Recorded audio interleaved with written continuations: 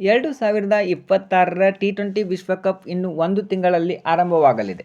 ಭಾರತ ಮತ್ತು ಶ್ರೀಲಂಕಾ ಜಂಟಿಯಾಗಿ ಆಯೋಜನೆ ಮಾಡುತ್ತಿದೆ. ಆದರೆ ಈಗ ದೊಡ್ಡ ಡ್ರಾಮಾ ಸೃಷ್ಟಿಯಾಗಲಿದೆ. ಭಾರತ ಮತ್ತು ಬಾಂಗ್ಲಾದೇಶ ನಡುವೆ ನಡೆಯುತ್ತಿರುವ ರಾಜಕೀಯ ಬಿಕ್ಕಟ್ಟು, ಬಾಂಗ್ಲಾದಲ್ಲಿ ಅಲ್ಪಸಂಖ್ಯಾತರ ಮೇಲೆ ಆಗುತ್ತಿರುವ ಹಲ್ಲೆ ವಿಶ್ವಕಪ್ಪನ್ನು ಹಾಳು ಮಾಡುತ್ತದೆಯೇ? ಬಾಂಗ್ಲಾದೇಶ ಕ್ರಿಕೆಟ್ ಬೋರ್ಡ್ ಪ್ರಸ್ತುತ ಪರಿಸ್ಥಿತಿಯಲ್ಲಿ ನಮ್ಮ ತಂಡವನ್ನು ಭಾರತಕ್ಕೆ ಪ್ರಯಾಣಿಸುವುದಿಲ್ಲ, ನಮ್ಮ ಆಟಗಾರರ ಸುರಕ್ಷತೆ ಕಳವಳ ನಮಗಿದೆ ಎಂದು ಹೇಳುತ್ತಿದೆ. ಇದೆಲ್ಲವೂ ಆರಂಭವಾಗಿರುವುದು Mustafizur ರೆಹಮಾನ್ನಿಂದ. IPL 2026ರಲ್ಲಿ Kolkata night Riders ಇವರನ್ನು ಖರೀದಿಸಿತ್ತು. ಆದರೆ BCCI ಸೂಚನೆಯಂತೆ ಇವರನ್ನು ತಂಡದಿಂದ ಬಿಡುಗಡೆ ಮಾಡಿದೆ. ಇದಕ್ಕೆ ಸಿಟ್ಟುಗೊಂಡ ಬಾಂಗ್ಲಾ ಕ್ರಿಕೆಟ್ ಬೋರ್ಡ್ ಭಾರತದಲ್ಲಿ ಕ್ರಿಕೆಟ್ ಆಡುವುದಿಲ್ಲ ಎಂದು ಹೇಳಿದೆ.